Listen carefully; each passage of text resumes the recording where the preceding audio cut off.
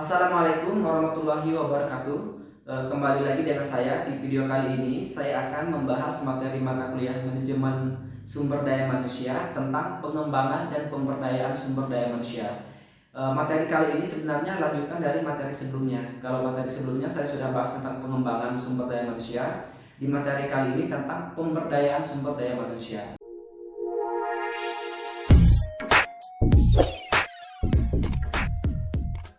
Nah, pemberdayaan sumber daya manusia merupakan suatu aspek manajemen yang sangat strategis.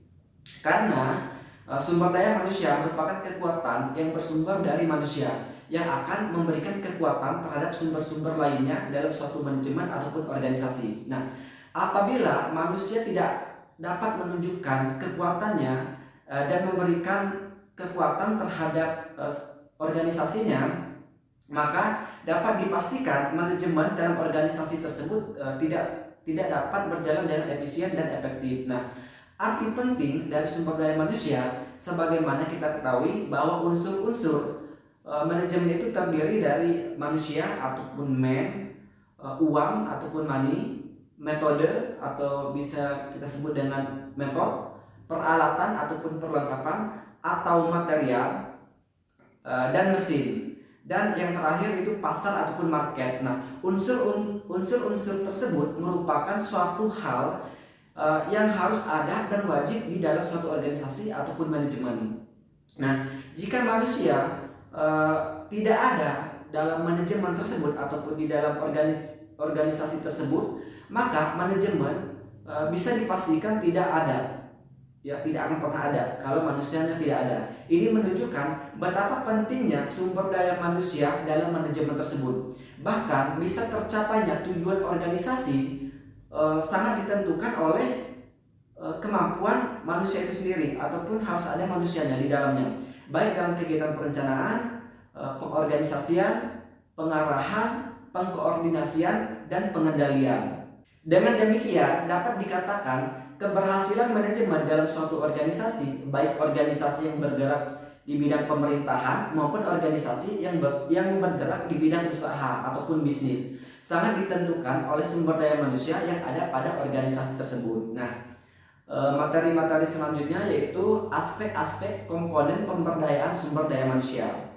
Nah, di sini aspek-aspek ataupun komponen-komponen yang perlu mendapatkan perhatian dalam rangka pemberdayaan sumber daya manusia. Yang pertama yaitu kemampuan ataupun kompetensi pegawai. Di sini meliputi pengetahuan ataupun knowledge, keterampilan ataupun skill, dan sikap ataupun perilaku atau attitude. Yang kedua, penempatan pegawai yang sesuai dengan tuntutan kebutuhan jabatan dalam suatu organisasi. Nah, artinya pegawai yang ditempatkan dalam suatu jabatan tertentu senantiasa dikaitkan dengan kemampuan yang dimiliki oleh pegawai yang bersangkutan.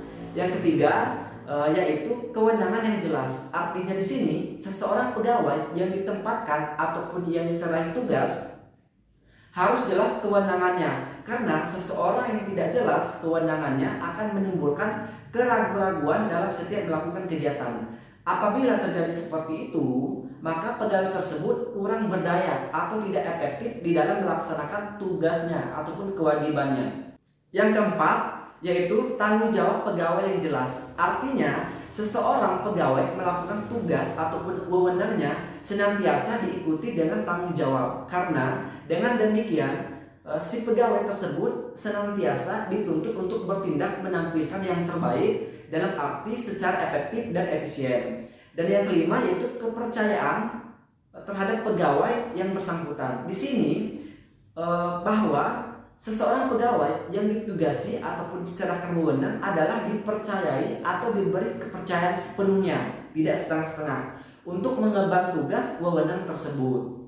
Yang keenam, dukungan terhadap pegawai yang bersangkutan. Artinya dukungan dari beberapa pihak yang terkait menjadi suatu kekuatan di dalam support dalam melangsungkan keberhasilan dari sebuah visi maupun misi yang diinginkan dalam organisasi. Nah, dukungan yang paling bermanfaat dalam support tersebut yaitu minimal menjalankan komitmen yang dibangun atau disepakati bersama-sama. Yang ketujuh yaitu kepemimpinan ataupun leadership adalah kegiatan untuk mempengaruhi orang-orang agar mereka mau bekerja sama untuk mencapai tujuan yang diinginkan oleh perusahaan ataupun organisasi. Seperti kemampuan mempengaruhi orang lain, kemampuan mempengaruhi bawahan, kemampuan dalam mempengaruhi kelompok untuk mencapai tujuan organisasi ataupun perusahaan. Yang kedelapan, motivasi. Ini merupakan semua kekuatan yang ada dalam diri seseorang yang memberi daya ataupun kekuatan, memberi arah dan memelihara tingkah laku. Nah, dengan demikian bahwa pemberian motivasi merupakan hal yang sangat penting terhadap sumber daya manusia agar sumber daya manusianya mau melaksanakan pekerjaan dari lembaga ataupun organisasi sesuai dengan kemampuan yang mereka miliki dengan ikhlas dan sepenuh hati tentunya. Materi selanjutnya yaitu perencanaan pemberdayaan sumber daya manusia. Nah, pemberdayaan sumber daya manusia merupakan kunci yang sangat strategis dalam menentukan terhadap proses kegiatan pelaksanaan roda organisasi ataupun perusahaan.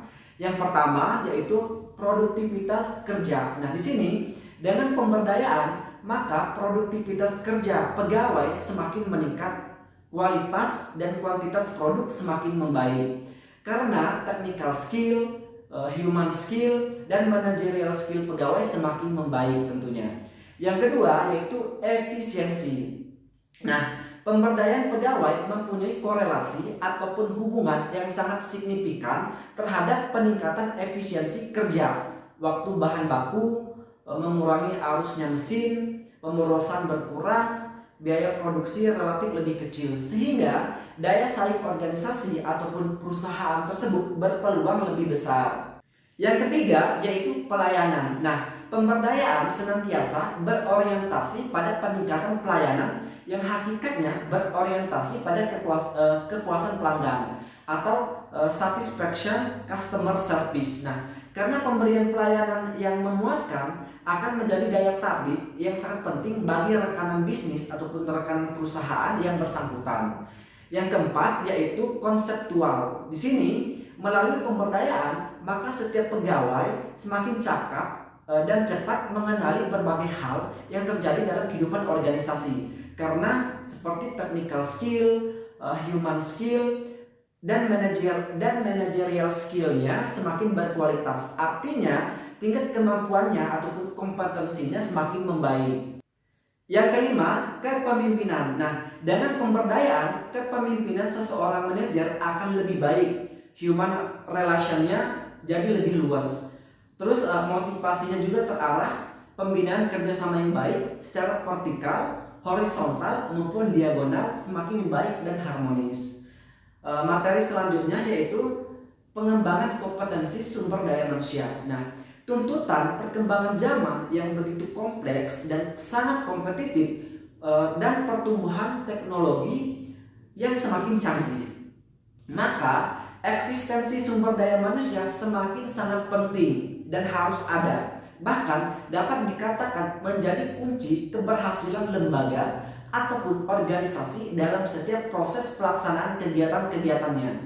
Agar sumber daya manusia dapat berperan, berfungsi, dan mampu bersaing secara kompetitif, maka kompetensi sumber daya manusia merupakan persyaratan yang tidak dapat kita abaikan begitu saja. Karena melalui kompetensi yang berkualitas akan menunjukkan kemampuan sebagaimana yang diharapkan oleh organisasi ataupun perusahaan. Nah, kompetensi yang diartikan dalam hal ini adalah tingkat pengetahuan, keterampilan, sikap ataupun perilaku yang dimiliki oleh seorang individu ataupun pegawai dalam melaksanakan tugasnya yang diberikan oleh perusahaan.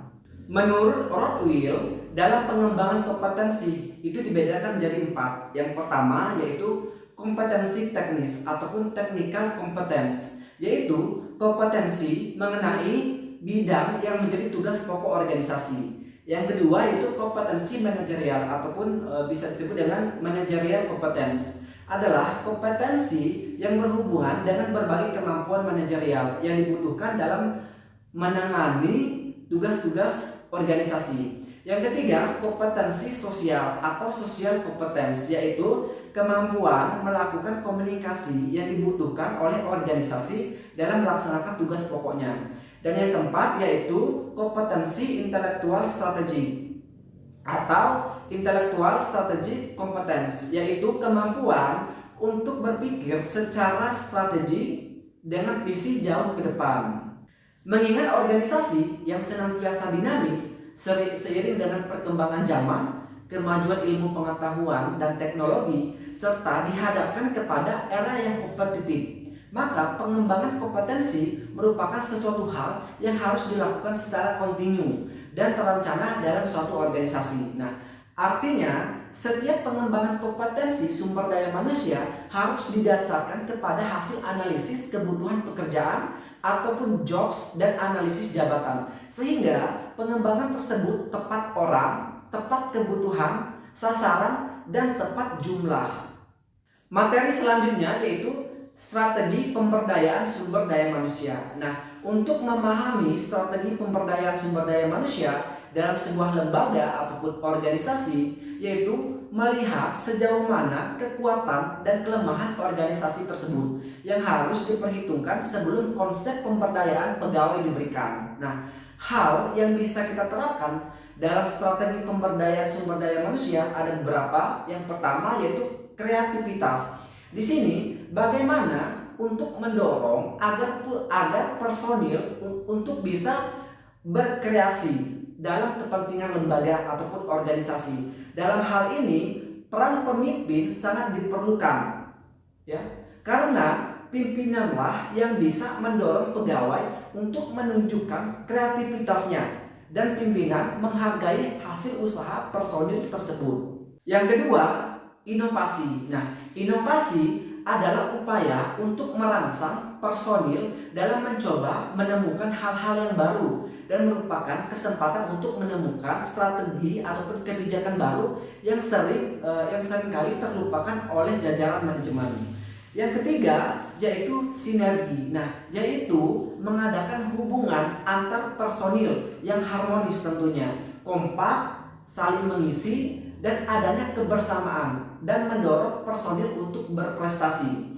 Begitu pula terciptanya rasa aman dan nyaman dalam menjalankan aktivitasnya, sehingga hasil kerja dari personil itu ataupun karyawan tersebut akan meningkat dan pemberdayaan pegawai akan berjalan sesuai dengan harapan yang telah ditentukan sebelumnya. Dan yang keempat, yang terakhir yaitu pemberian tanggung jawab. Nah, di sini sebagai pertanggungjawaban atas semua kegiatan yang dilakukan atas peran yang diberikan oleh lembaga ataupun organisasi kepada si pegawai, semua yang dilakukan pegawai harus bisa dipertanggungjawabkan atau accountability dari setiap pekerjaan yang dilakukan. Materi selanjutnya yaitu cara pemberdayaan sumber daya manusia. Yang pertama yaitu dengan cara memberi peran. Di sini setiap unit di dalam organisasi ataupun perusahaan pasti ada orang yang ditunjuk sebagai peran dalam melaksanakan pekerjaan yang sesuai dengan tingkat yang ada di dalam lembaga tersebut. Nah, seseorang yang diberikan peran dalam melaksanakan pekerjaan akan merasa ada perhatian khusus dari lembaga ataupun organisasi yang dapat mempengaruhi psikologi dari si pelakunya itu tadi ataupun dari si karyawan itu tadi. Dan secara langsung dia mempunyai tuntutan agar orang lain berperilaku baik kepadanya yang sesuai dengan kondisi perannya. Contohnya, misal seorang guru ya, dia akan berperilaku sebagai guru yang baik dalam setiap waktu.